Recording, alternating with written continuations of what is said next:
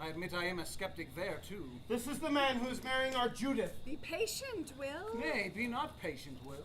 I care not what thou dost think of my suit. I have already won the maiden I desire, and need not woo thy heart in addition. True spoken, like a headstrong Lysander. I would not seek to bar determined love. Then there is no argument. I confess, though, I do not like this big, strutting conceit. Conceit? I do not need an audience as thou dost. Judith, wilt thou not restrain such anger?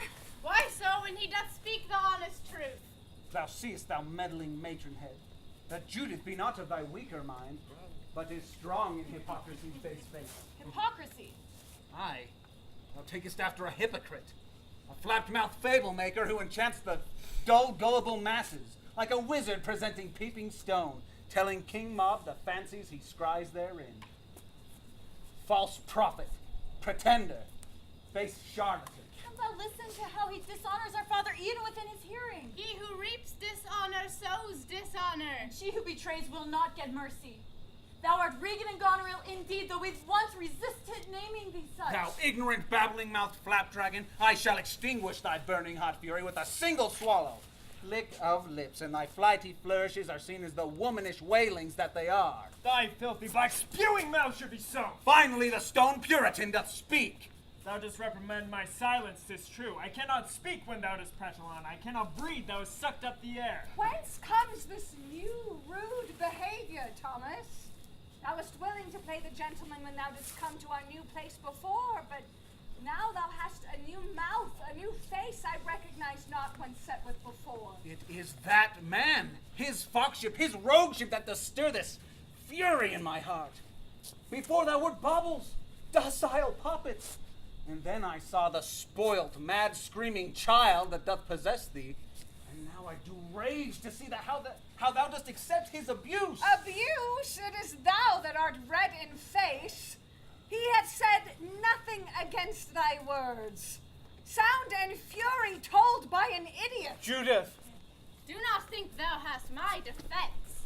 Judith. Thou speakest well. Thou hast always spoke well. But when it mattered, thy presence needed but not attended. My faults are plain. Wilt thou forgive them? Can black become white? My hands are blotted with ink, but forgive. A braying ass, though it speaks, is yet an ass. I am an ass, but wilt thou forgive me? She will not. I have not ill-used thee, sir. I was willing to accept thee into our family, house, and crest, for thou hast won my daughter's love, good sworn. Aye, a love that I cherish beyond all my goods, though it be attached to a name I hate. Why hate?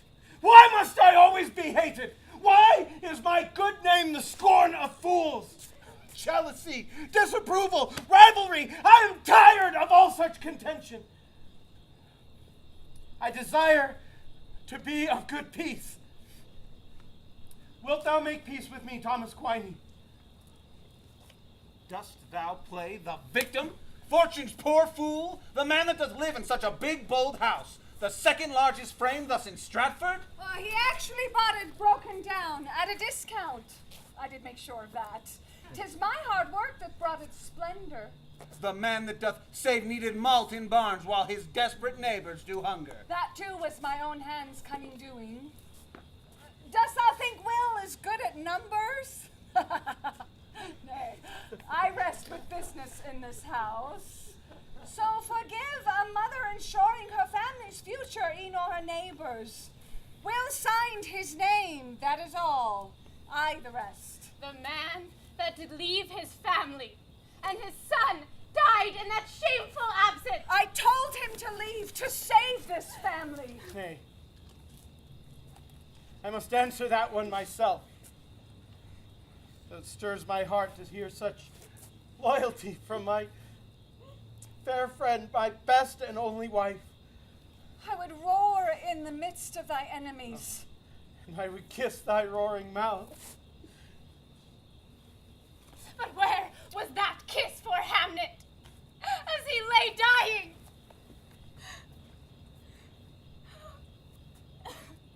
I was away from my dear sweet prince when angels took his broken form back to heaven to be healed. 'Tis true, I cannot deny. The messenger was delayed. Could not find my troop as we traveled England's towns, and I received the word too late, everlastingly too late to my shame. Thou canst devise no punishment more keen than the pain I felt in that moment when I discovered I had thus failed my son. But if thou dost think me worthy of more pain, here is my back to thy sharp whips thus laying. Fail not, Judith. His words are sweet as ever, but they are poison. How many maidens hath he thoughtlessly killed on a stage with those words? He shall thus murder thy heart. I know not. He is my father. Aye, thy loving father. Who will disappoint thee but again and again and again. And this man shall be a sure foundation? Thou statue, no one hath asked thee to come to life. If I be a statue, yet shall I be a rock of offense and fall on thee. I shall grind thee to powder. These noxious knockers know not when they're being ignored. Judith, if thou dost marry him, do not give way to him demanding thee to sacrifice us as the dowry. Nay, thou wast not the sacrifice. Hamnet was the sacrifice, the lamb, the Isaac beneath that man's cruel blade. I will not forget him. I cannot forget him. Judith. Do not follow me. And now thy good portion is mine, great Shakespeare. And with thy heart plucked from thy rotting chest, I leave the dowry of all the rest.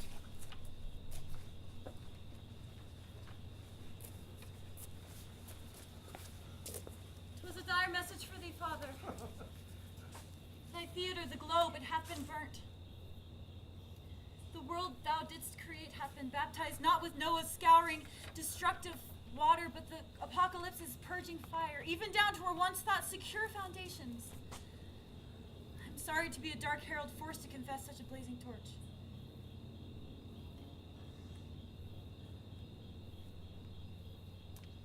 I care not. I must go attend Judith.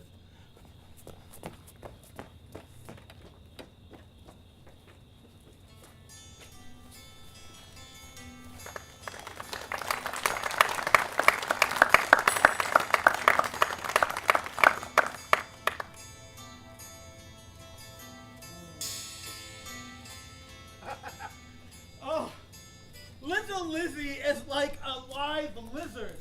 As soon as you catch her with her hand, she escapes. Aye, and her energy never abates. Oh, but a sweeter smiling child never lived. As her grandfather, thou art biased. But as her father, I must thus agree. It is good to have thee as son-in-law, John, to balance out the other baggage. But do not let Thomas hear you say such. He is but in the other room. I know it. But when has he cared whether what he says I can hear or no? Best to make peace. The marriage is now done. That's what my brain says. But my heart rages. He has wrecked the ship of my hopes with my daughter. I had thought to repair all with Judith. But now, even like today when I come over, her eyes never meet me, nor her mouth deign speak to me at any time hence. Since I gave her to that wretched man, she has never smiled on me, even for the smallest quiet moment. 'Tis a hard nut to crack. Speak of something else. Thou spoke of shipwrecks. I read just such. A bark being lost at sea, but then saved. A strange isle they spoke of. I saved the sheet here in my sack, as I thought give it thee. Perhaps there's a play in it to be had. I thank ye. They were all thus saved, thou sayest. Every soul. So then lose not your hope. If Providence can save those poor sailors, perhaps it can still smile on thy daughter and repair all you think you have thus lost.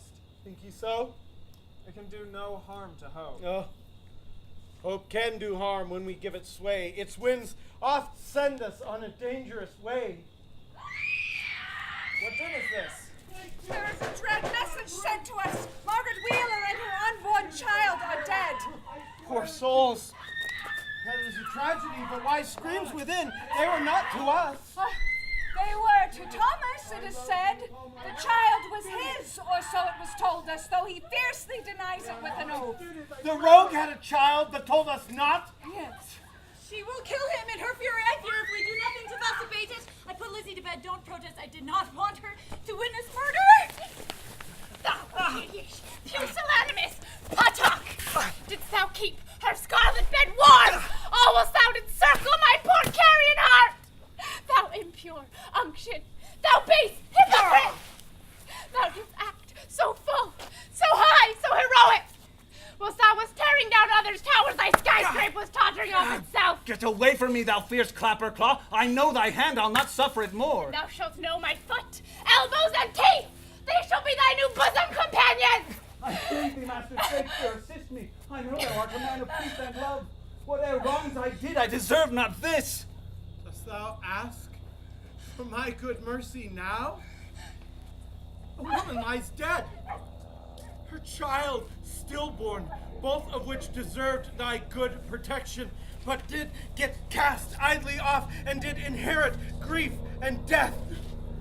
Thou didst add more wood to those licking flames, and brought my daughter to live in thy swamps, making her unwitting accessory to thy most heinous and hideous hatred.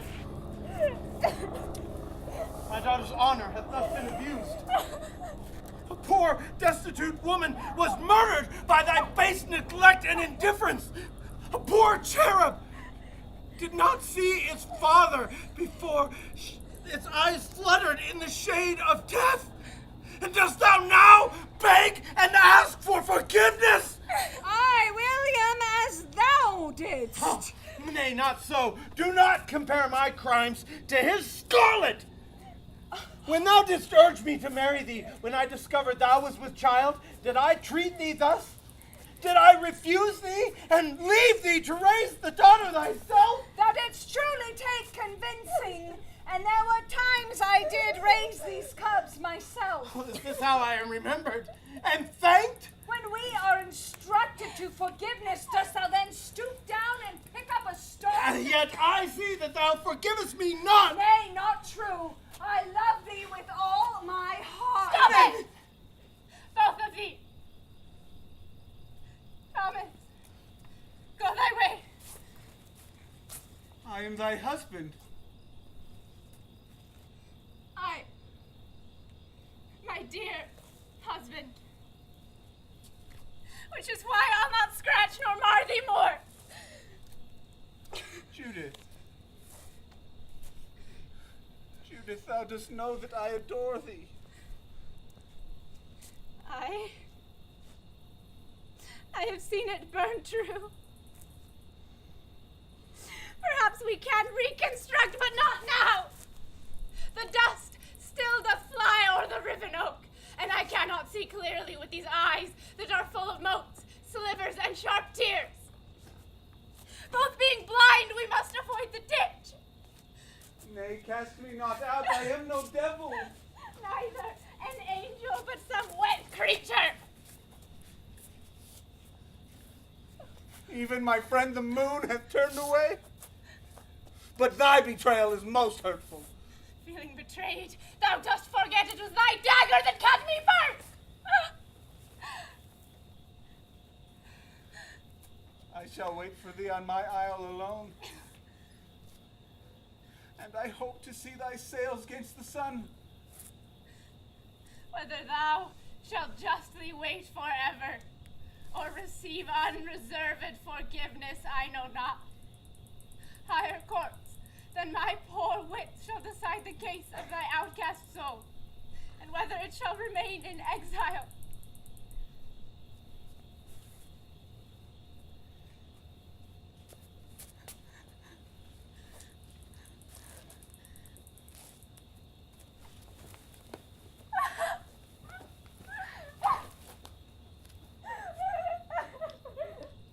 Do not not let that monster back in thy life, 'tis my choice to make, not subject to thee. then I wish I had power and control that I could protect thee from him ever.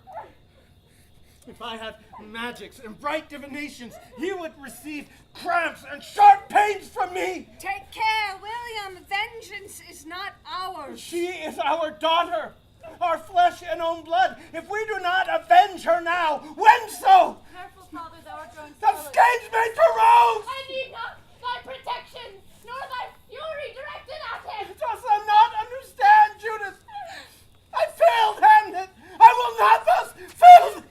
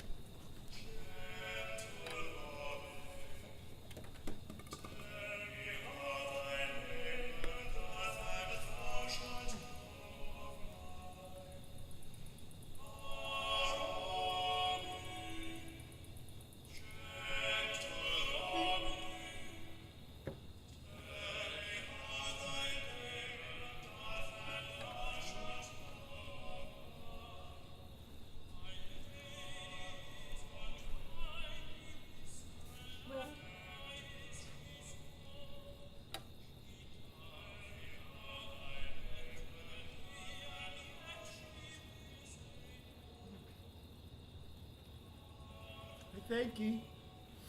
Thou art intent. I wish to do this one right and good. Remember what the doctors told thee. Thy riding could well make thee feverish. It would be more anxiety not to. When these shadows jig so in my old pate, I must give them place for their merriment.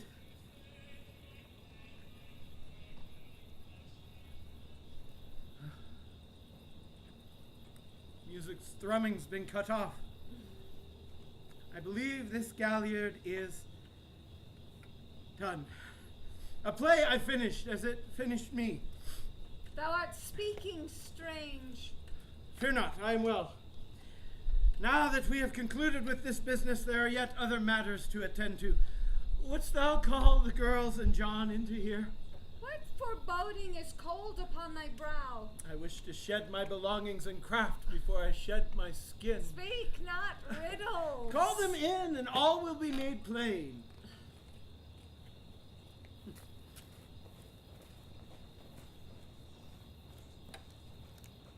Death's song doth not haunt me, but so enchants. I am not afraid. I have peace in God.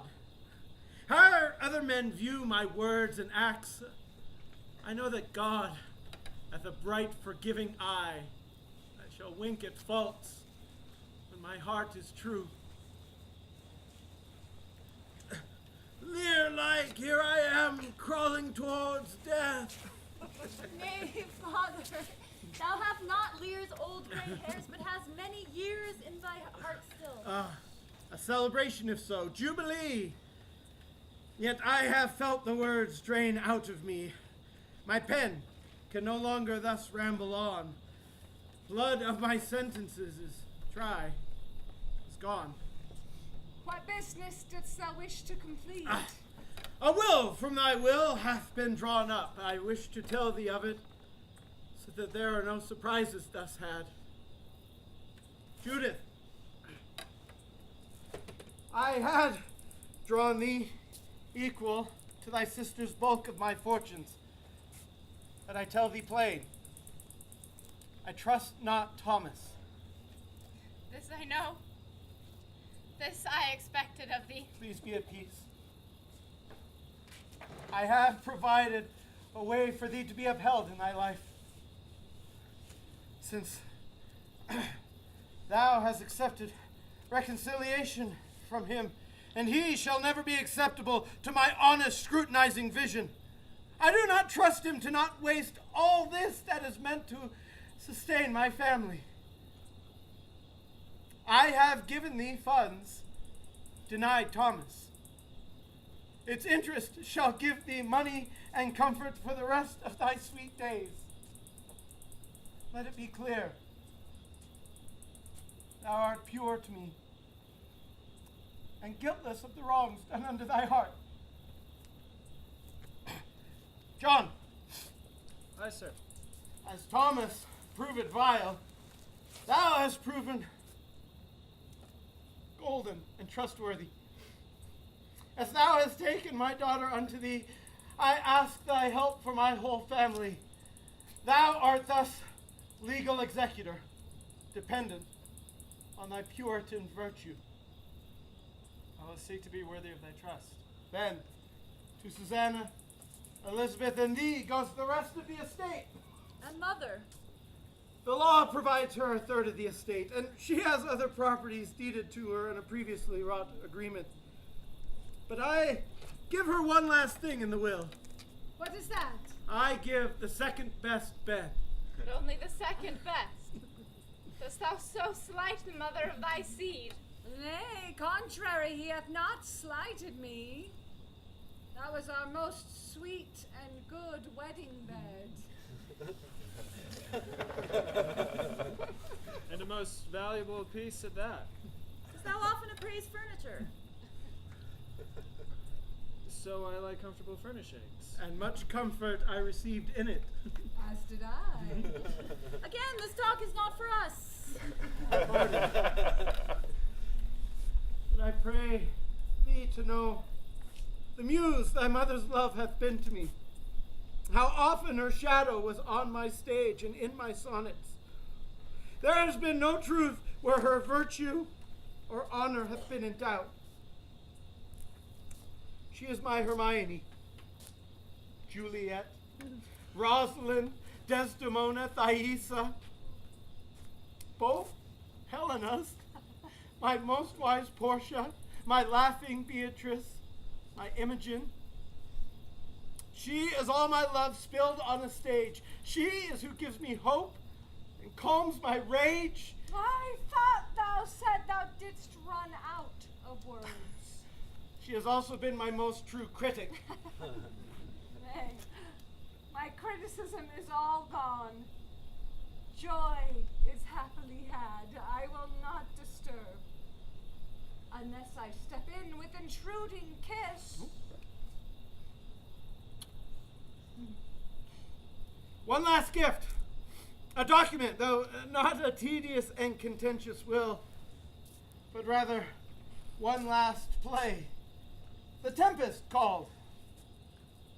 Thou shalt find a daughter in there that truly reflects how I feel about my own. And how dost thou truly feel about thy kin when thou shalt be gone when spring comes in? Nay, I shall never be thus gone again.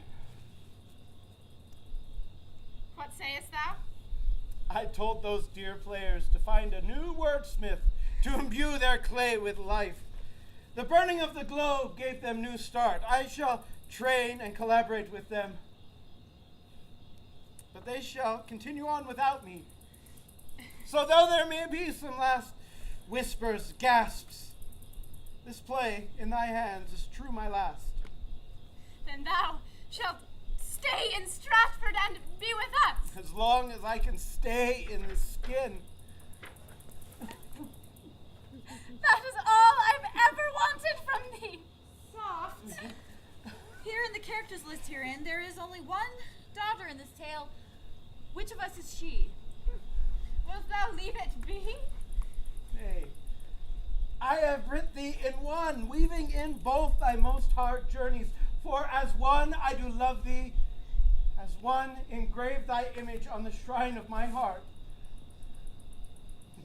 I am yet the favorite. Nay, not so. Thou hast been dethroned. Judith? Peace! Let us have peace! They inherited thy gift, William. Thy family can multiply many words. And thus is fulfilled all is well that ends well. Husband, wilt thou come to bed? Aye. To bed.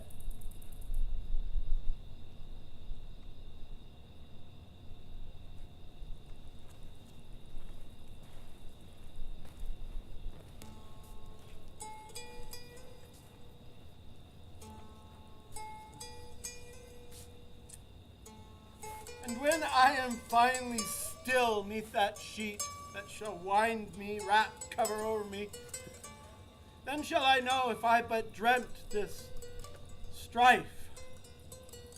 Will I wake anew and breathe with fresh life upon a young globe that shall there appear?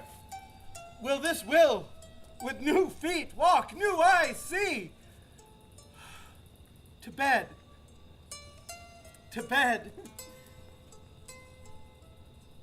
Will I find there the love I sought for her, from her, waiting?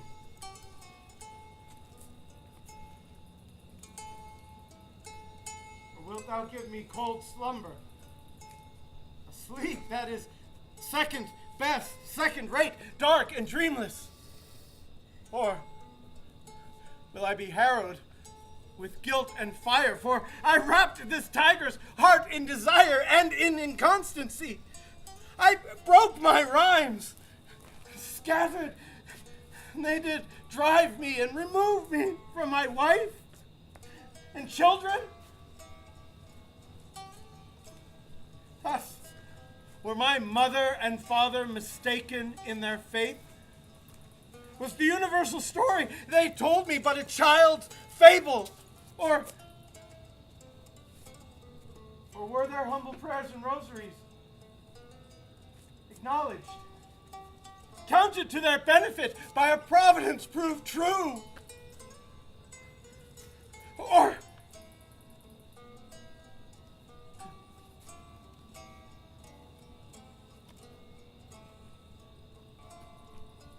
to bed. To bed. I will find love therein. Her soft arms to embrace me in dreams of joy.